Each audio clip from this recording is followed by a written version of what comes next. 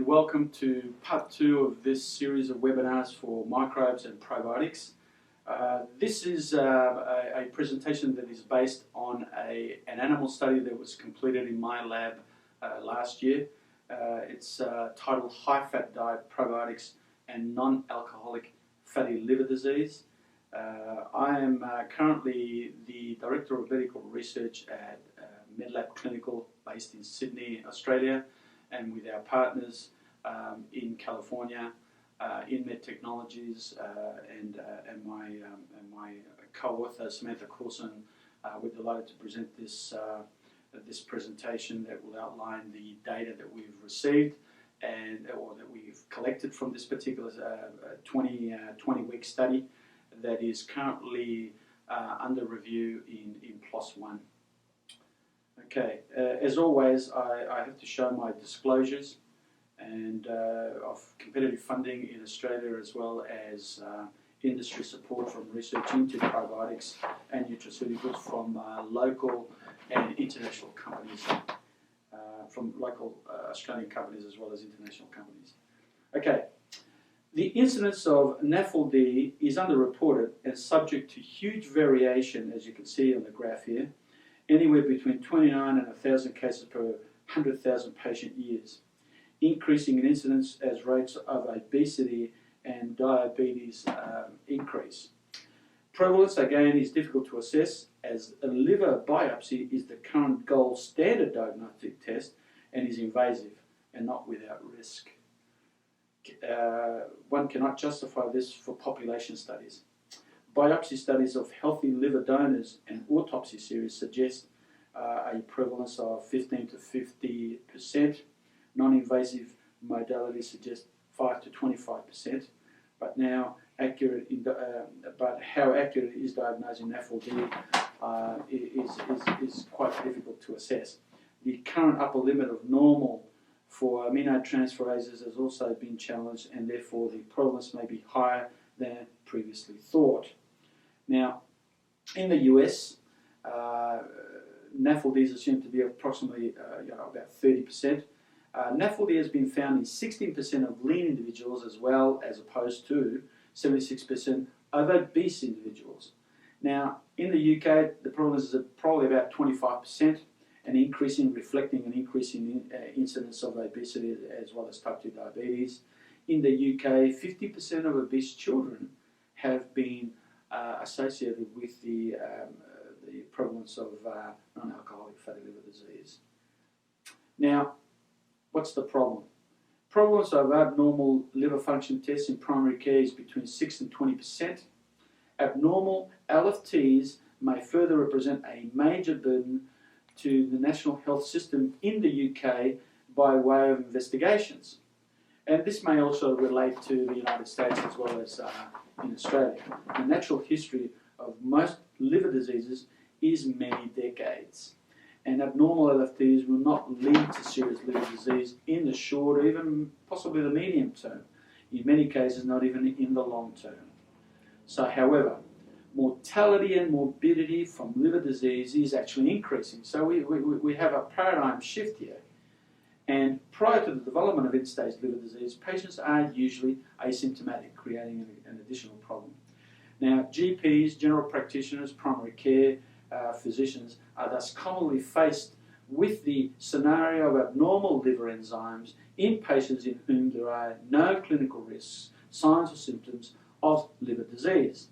What is advanced, though, is that increased permeability in the gastrointestinal tract and inflammation may lead to increased levels of tumour growth factor beta levels, which has been linked to liver disease. Now, when one looks at a liver biopsy, this is what fatty acid deposition in the liver actually looks like.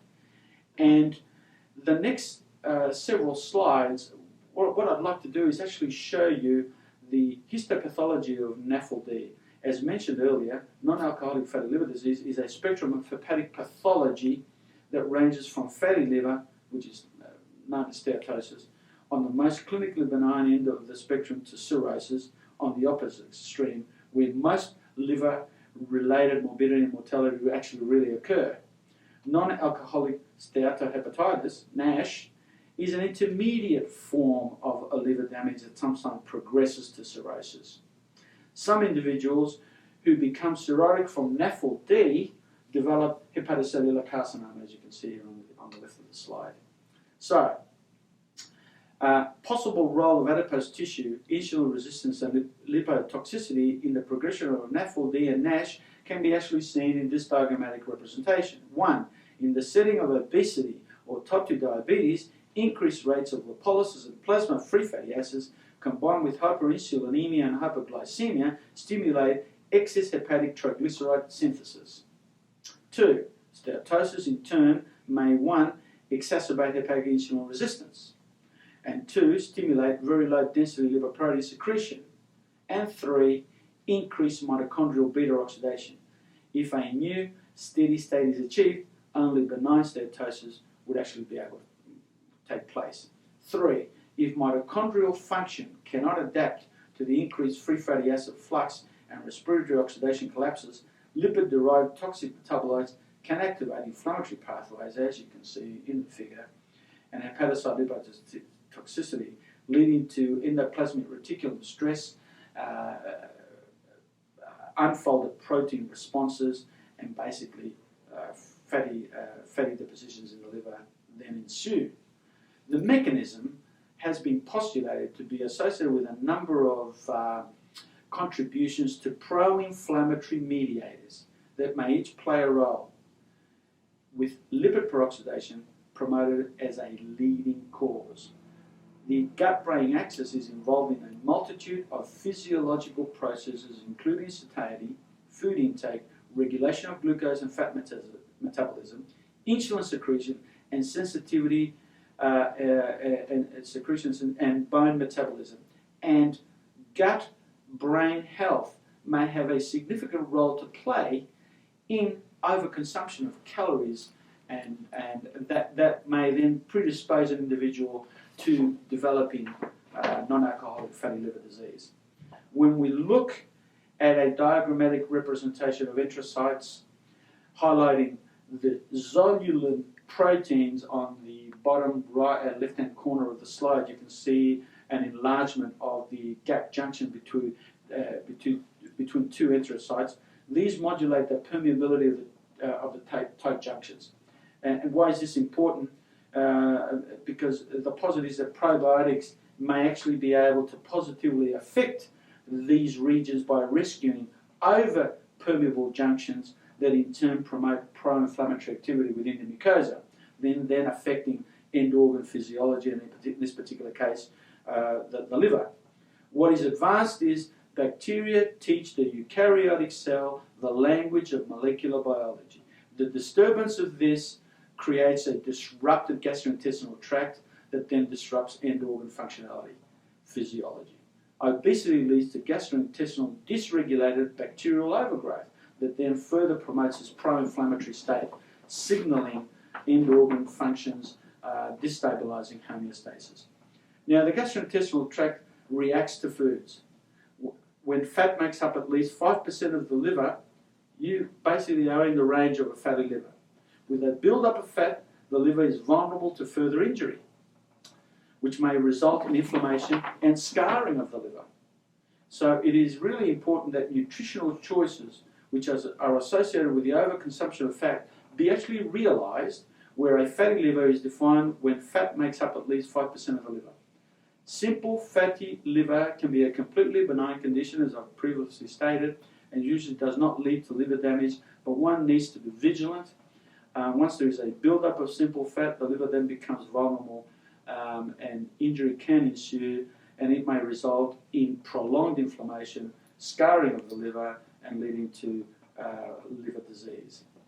Now, the presence of gut commensal bacteria has potentiating effects on the immune response. For example, the development of the immune system and the establishment of mucosal immunity, both locally and at distant sites, as you can see from the blue arrows, is paramount. However, the gut microbiota also affects tissue damage, local and systemic immunity and metabolism, such as the induction of inflammatory bowel disease autoimmune arthritis, obesity, and metabolic syndrome, as exemplified by the red arrows. NAFLD, non-alcoholic fatty liver disease, is seen here on the bottom right-hand side of the slide, being intimately associated by what's going on in the gastrointestinal tract.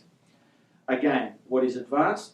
Obesity can lead to altered intestinal metabolites and the epithelial structure, particularly tight junction proteins, increasing epithelial permeability. Increased permeability activates inflammatory pathways, and this is important because it can actually lead to problems of end organ functionality. Now, commensal microbiota prevent colonization by exogenous pathogens. I have shown this slide previously in part 1 of this series of webinars, but it's basically to reinforce the fact that the healthy microbial community maintains homeostasis in the gut, whereas a disrupted microbial community, whether it be an antibiotic, the use of an antibiotic, whether it be the use of an analgesic medication, will actually disrupt the functionality of the gastrointestinal epithelium. Microbiota producing bacteriocins and short-chain fatty acids rescue that dysbiotic state, inhibiting the growth of pathogens and pathobionts. Maintaining that homeostasis may actually be the role of probiotic bacteria. Now, medications for clinicians, the medications that are used for NAFLD, and just very briefly, include metformin, lipid-lowering agents such as statins, vitamin E, pioglitazone, things such as glucagon-like peptide have been proved to be of benefit in type 2 diabetes. It increases insulin production and decreases glucagon in a glucose-dependent manner, and so improve glycemic control. It may have a role. The DPP4 is the enzyme which breaks down GLP-1 and is found to be increased in patients with NASH, and this correlates with the degree of steatosis. These inhibitors may therefore have a role, and small proof of concepts studies for angiotensin receptor blockers are available, and they also may have a role. I guess that from an integrative clinician point of view, what is most interesting for me is weight loss interventions for NAFLD. But you know, the information with orlistat and gastric band bypass, I guess methods used as alternatives to control, reduce the intake of calories, and basically manage weight maintenance to manage obesity. But from, as I said, from an integrated medicine point of view, I think what is most interesting for me is actually lifestyle changes such as weight loss, explain the diagnosis and set realistic target weights for patients. Nutritional counselling may also be in order, such as referring to a dietitian or nutritionist. Exercise is anti-everything, and therefore exercise needs to be part of the program. And intensive lifestyle interventions have been shown to be effective. In particular, the PROM-RAT study, intensive lifestyle interventions, outcomes was the liver histology, and this actually showed that the group that had the intensive lifestyle group translated into a significant reduction in NASH, as defined by a fall of 3 or more points on the Klener's NAS or post-treatment of less than 2. So, as we look at all of the evidence that is available, lifestyle changes seem to be an agreeable option, but it may not be that for everybody. I think that probiotics may have an adjunctive role to play in reducing NAFLD. And this was, I think, the trigger for our particular study that we conducted. And in terms of our aim was actually to establish the mechanisms that may link intestinal permeability, supported by increased local inflammatory responses to the development of non-alcoholic fatty liver disease. The hypothesis was probiotics will actually reduce the development and progression of NAFLD by rescuing, in particular, gastrointestinal permeability that results in a number of these endpoints, and particularly triglyceride deposits in the liver. Okay, risk factors include bacterial overgrowth. As you can see in these two examples, one from hepatology and another one from nutrition, metabolism and cardiovascular disease, you can see that with NAFLD, increased intestinal permeability and increased small bowel bacterial overgrowth was evident. And in the second study, the question was, can modulation of gut microbiota represent a new modality to help treat or prevent the progress of NAFLD? Interesting studies that allowed us to look at the clinical evidence. We've published a numerous number of papers looking at what kind of bacteria could we put into play in this animal study to actually investigate NAFLD or the reduction of NAFLD or the treatment or the prevention of NAFLD.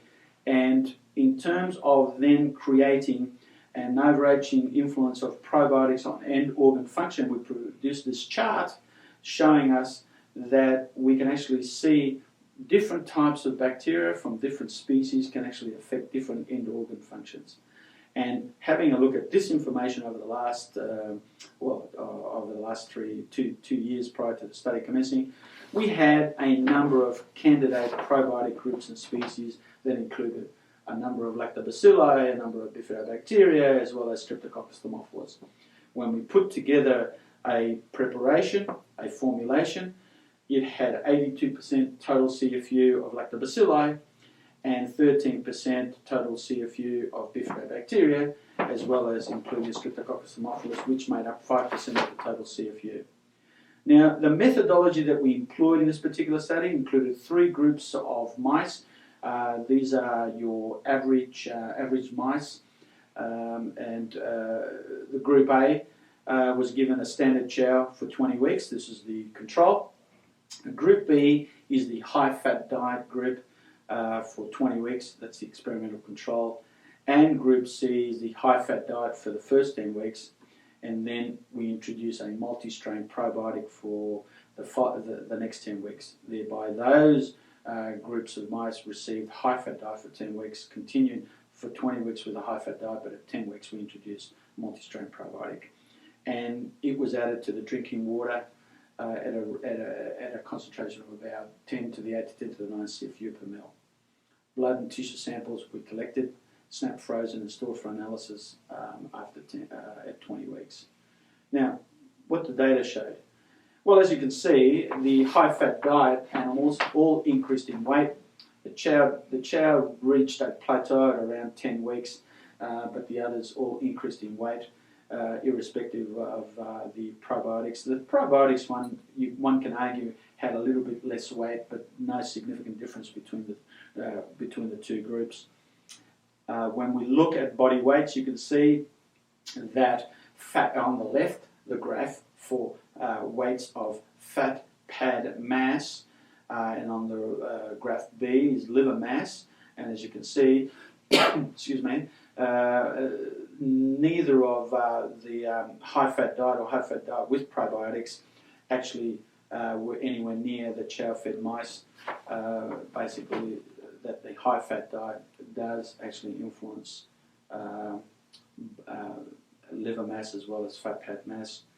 Looking at intestinal permeability, and this is interesting where the studies the data began to look very interesting. We did Swiss roll histological staining and scoring of the large intestine for these zollionin proteins 1 and 2 that hold the enterocytes together. Again, Group A, I remind you, the chow-fed mouse. Group B, the high-fat diet-fed mouse, and the Group C is the mouse-fed high-fat diet and supplemented with probiotics.